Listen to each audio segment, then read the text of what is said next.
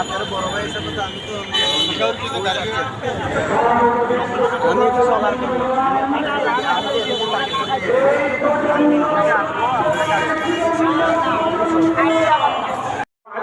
কোথাও ওয়াইদ,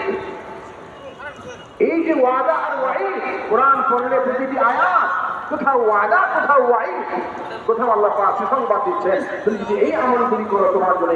এই সুসংবাদ এই পুরস্কার রয়ে গেছে। আবার তুমি যদি ভুল পথে উল্টা পথে এই অন্যায় পথে পা বাড়াও তাহলে তোমার জন্য এই কঠিন আযাব আলীম আমি রেখে দিয়েছি। যখনই তার সামনে এই বিষয়গুলি সামনে আসে